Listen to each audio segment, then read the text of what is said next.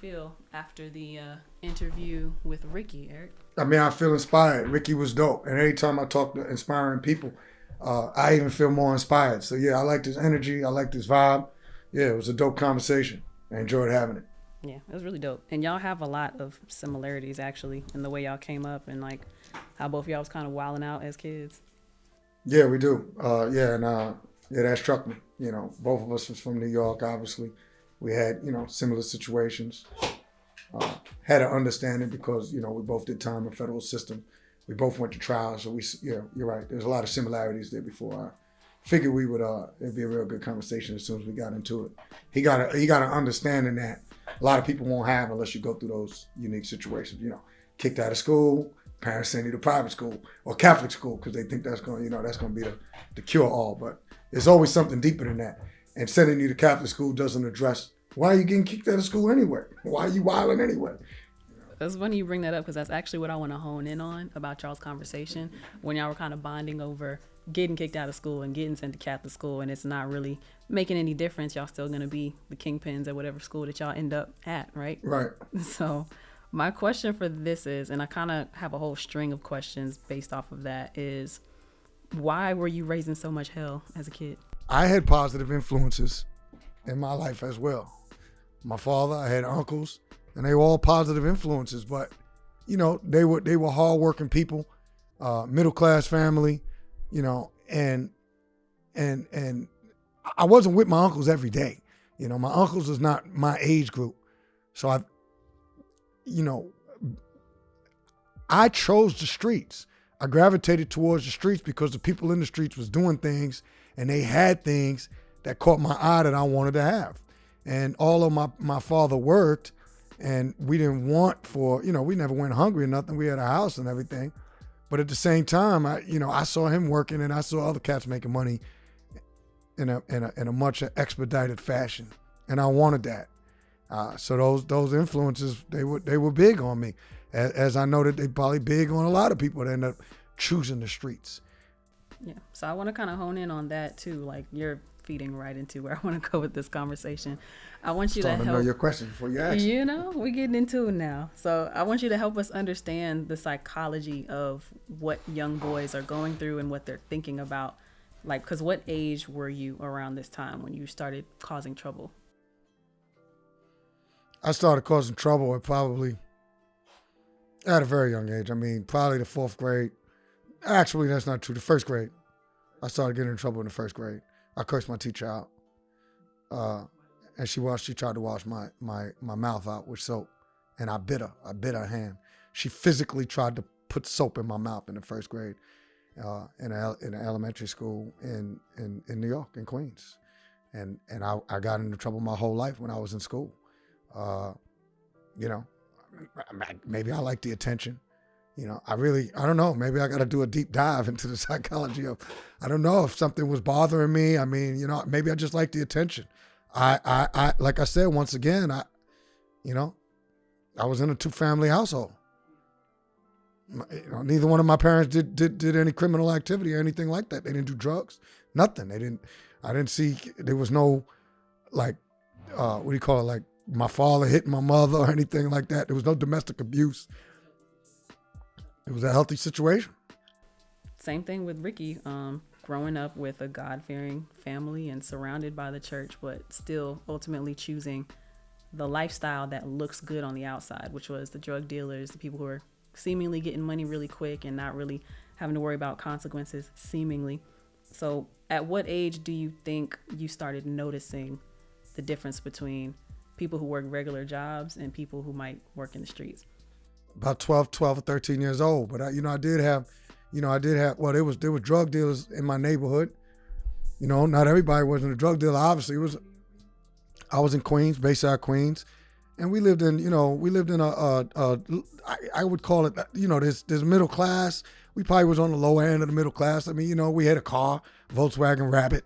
That wasn't nothing spectacular. That was what we had. My father worked an everyday job. My mother was a housewife. I had an older brother and a younger sister. you know, and everybody in our neighborhood pretty much was on the same level. If you go anywhere outside of our neighborhood in any direction, you were going to reach different race groups. In my neighborhood, the radius that I was in, everybody was black. Not everybody, but for the most part, most of the people were black. There were some Orientals, but, you know, there was some, you know, drugs hit New York and you know, when I was a teenager. And it hit New York before that, but it hit my neighborhood real strong. And the people in the neighborhood that started selling drugs, you know, they were teenagers too. And so I started selling drugs at 13. So the dude that I started selling for, he was 18. So he was 5 years older than me, but that was a very strong attraction. Seeing these dudes with thousands and thousands of dollars and cars at that age, you know, we had never seen anything like this, you know. These, you know, rap was really just getting started and blowing up. And these dudes was like, at that time, the rappers wanted to be the drug dealers. The drug dealers really they did all of the fashion and everything. This was 1986. You know, they were the drug dealers. They were the ones that, you know, they'd have everything going on in the neighborhood. I mean, that's where you got your first weed to smoke. You know, they had the girls. So, you know, the attraction was the lifestyle. You know, they had, we had money, but I couldn't get no real money from my parents. I mean, you know, I don't know what I got, $5 a week. $10 a week. If I was lucky, you might get, you know, aunts and everybody to give you $5 on your birthday. You know, that's what I can remember. But, you know, when I started selling drugs, the influence probably started happening when I was around 12. But I started selling drugs when I was 13. And that attraction is strong. You know, I'm making money now. I'm making more than my father's making. You know, I couldn't drive a car at that age, although we were driving at 13 and 14. You know, we get a crackhead, we give him, you know, we had their car. We driving it around in the neighborhood at 13, 14 years old. So those attractions are strong. I mean, I was sending my girlfriend to school every day, you know, at 15 years old. You know, I'm 13, she's 15. I'm sending her to school in a town car. And I'm walking. My parents think I'm taking the bus. I'm walking up the street and getting the town car. Lincoln town car. I'm going to and from school at 13, 14 years old. So those attractions were strong. I can get on the bus and go anywhere I wanted. I can take a cab and go to the city. You know, I'm doing whatever I wanted because I got money at this young age. So I know Rickey said he was like more into sports, even ended up getting a scholarship to go to school and all of that. And in my mind, I'm thinking that could have been the thing that would have held his attention long enough to not get in trouble. But still, he got sucked in by the money and the lifestyle and all of that. Was there something at that age that you could have focused more in on that might have taken your attention away from selling drugs? What were you into at that age? Yeah, I mean, I think it's good for you know, I was into sports too. We all played, you know, football, basketball every single day in the streets. I mean, that's what you did. You played in the streets. You went to the park. In New York, there's a lot of parks. The park was around the corner. So you playing softball, you playing football, you playing basketball, you doing whatever. What were you doing? That's what I was doing. I was doing football. You know, I played a little bit organized, but, you know, most of what I'm talking about is recreational. So you do a lot of hanging out. You know, you go to the park all day until you got to come home. You know, I had a curfew. I had to come in just like anyone else. You know, I guess if there was more resources and, you know, I was into sports, but my parents didn't really embrace being into sports. They just didn't think it was realistic. You know, my father's from, you know, he's from the Caribbean. He's West Indian. He's from Haiti. So, you know, his whole thing was, listen, yeah, that's not a real job. You're not going to become no professional. Even at that age, you know, it was still extremely rare. You know, and you just, it wasn't a real thing for most people from, you know, from the Caribbean or probably even the United States, unless you're like a super athlete. I mean, I didn't have some outstanding height. I didn't have LeBron James height at 13 years old. So it wasn't a real thing. They wasn't embracing you to really pour everything into you, you know, to follow sports. You know, we was rapping and everything, trying to be in the music game at that age too. That wasn't a real thing for them. I mean, rap had just hit the scene. They just thought that was a thing that would come and go just like anything else. What do you think they would have wanted you to be doing at that age, if not for sports and rapping? They didn't know. They would have just wanted us to get excellent grades. And, you know, my mother was very religious. So for her, yeah, there you go. Your church, you know, the Bible, you're going to live forever. At some point when this system of things ends, you know, that was my mom's kick. You know, God is going to solve all problems. My father's kick was go to school and get good grades. That's it. He didn't have no understanding. He wasn't into sports. They had no idea what we went into in the streets. They couldn't even fathom it. It was the furthest thing from their mind that I'd have been selling drugs on the street. and interacting with grown women and men and doing all type of nonsense. So do you think if they would have shown a little more interest, and not to place blame, but do you think if they would have shown more interest and been more involved with you in the sports or the music, that you may not have had been recruited to sell drugs at such a young age? Yeah, I do. I believe it 100%. I mean, I think that people need to, and like you said, not to self blame, because you can't do what you don't know how to do. Every generation, hopefully, they learn a little bit more. They just didn't have, it really, to be honest with you, like my dad and his whole side of the family, they didn't even really have a lot of interaction with the kids. I mean, we all spent time together at family parties because that's how West Indians do. We all come together and stuff like that. But even when it was like that, the parents, the adults was upstairs, the kids was downstairs. Like they just didn't believe in, you just don't spend a lot of time with the kids. They believed in you speak when you're spoken to. When the adults are having a conversation, the kids ain't even really around. Although we did have almost like big festival activities, all of the holidays, birthdays. So we had a close family. I can't make it seem like we weren't close, but as far as like me and my dad, or, hanging out, being real close, playing sports together, he wasn't into sports. So, that just wasn't there for him. So, ultimately to answer your question, I do believe that if parents, you lessen the chance that they may, or you increase the chance that they will not get involved in street activity, the more you can be involved in their life, the more you can offer them support and resources to embrace what they are into, what they like, what they are exploring, or to expose them to things that could pique their interest. Because when you have a lack of exposure, every kid in the neighborhood, what did you do every day? If you weren't in school, you went out to play until the street light came on, then you came home, went to dinner, you did your homework or whatever. This was a daily activity. On the weekends, okay, what did you do? You went out in the street and you played with your friends. That's just probably how it was across most of the neighborhoods across the United States, especially the neighborhoods that had less means. Now, I believe if you go on to the neighborhoods where there's, people have more means, they're taking trips, they're going on outings, they're probably traveling, they're exposed, they have summer camps. There's just a different level of exposure, which gives them the opportunity to have an interest in things that they don't even know exist. Yeah. Because I think what picks out most to me from Rickey's interview is the story of his mentor, T Black, Tyrone Hunter, and how his involvement and his support helped Rickey to be able to find his passion within fitness once he got out. So kind of like diving into the minds of young men out there, and we don't want them to end up in prison or these weird situations with gangs and selling drugs, because we see what happened with Young Thug, we see what happened with Lil Durk, right?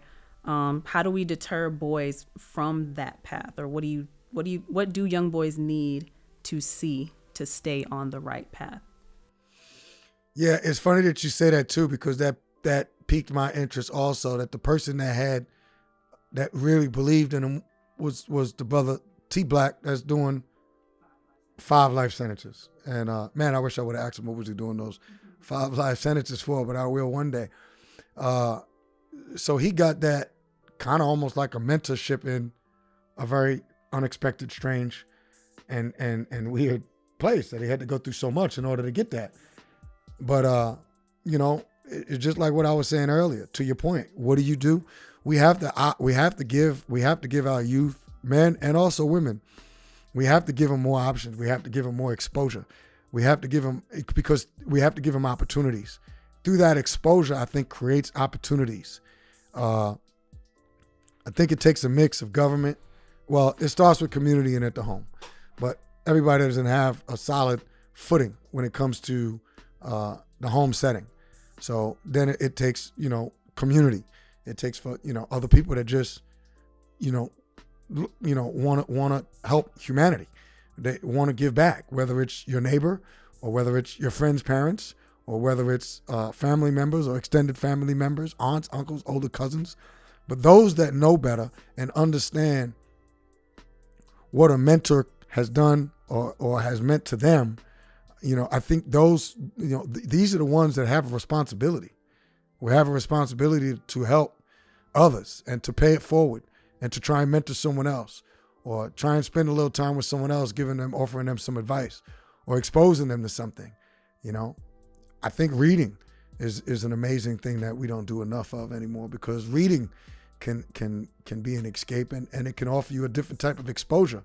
If you're not able to get on a plane and have someone pay for a trip, you can read about it and see what others are doing. And I guess, people have that through social media nowadays. But reading is not like the sexiest, right?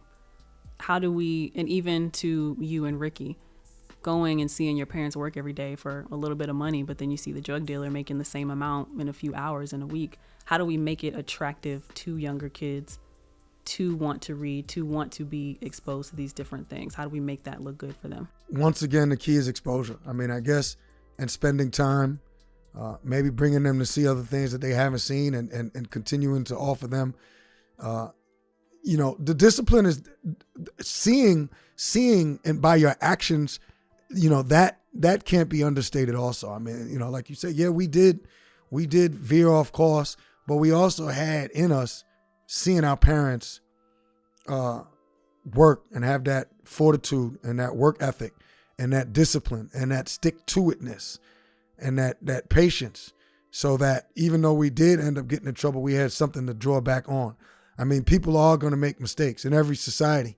I think you got to just expose people. You got to bring them places, bring them on trips. Maybe you got to show them the comparison. You got to explain to them like, this is what you have if you're doing this. But you got to find creative ways to let them know that if these are the things that you want to reach, maybe as a parent, if I'm not making as much, this is what I make now. You see how hard I work.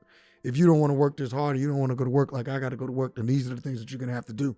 And you got to find creative ways to you got to be honest with them. You got to find creative ways to help them to understand that instant gratification. And that's where you got to show them the contrast also.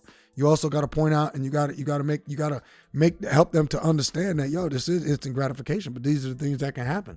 So that's another thing too. If I think it's a good thing to be able to bring young people to bring them inside prisons, or to have them talk to other people who have been through, like, people like myself or people like Rickey or countless others who have been through it. I think exposing them to people like that